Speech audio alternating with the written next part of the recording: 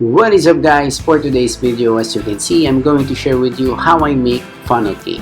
I first tasted it when I had my internship in the US where I work in a theme park.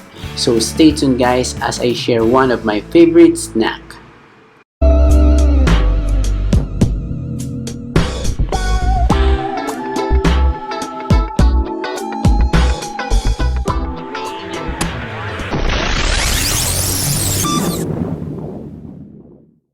So, okay guys, to begin with, let me share with you what I have here on my table as my ingredients.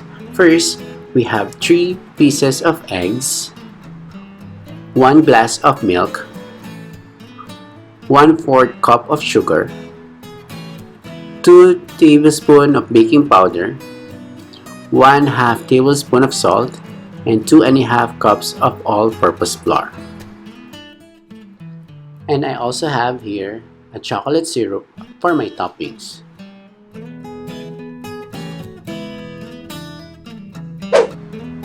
And there you go. It's time to mix all our ingredients in a bowl.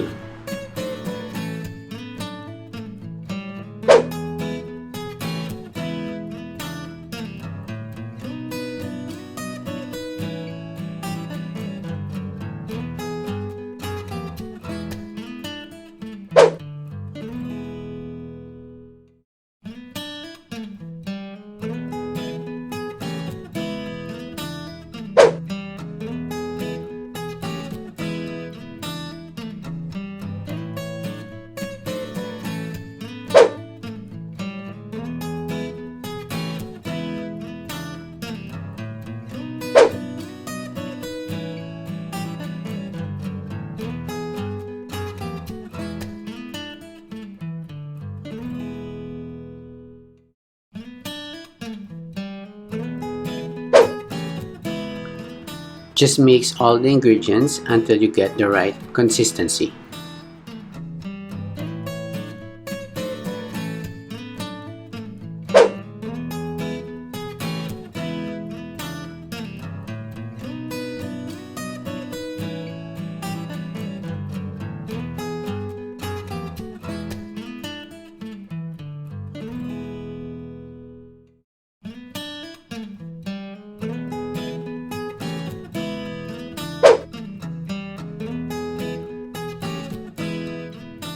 Okay guys, I'm using the medium size of funnel because it has a normal hole and I think it's just the right size for our funnel cake.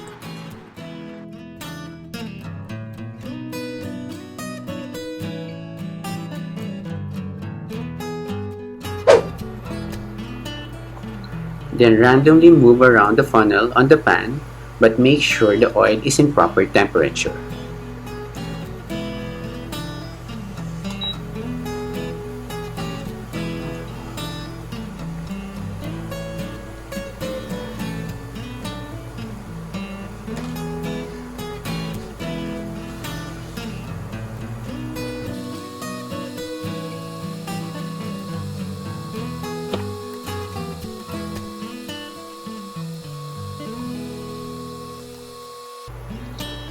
Just wait till it becomes golden brown, then you can flip it.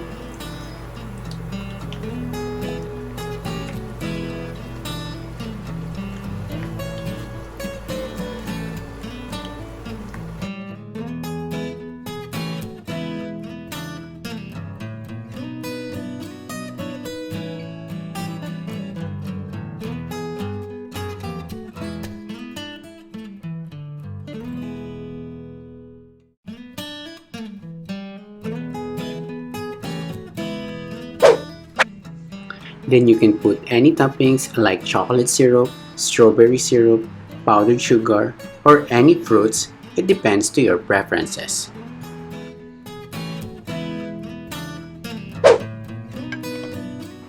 And there you go, ready to serve snack for your kids. Thank you for watching.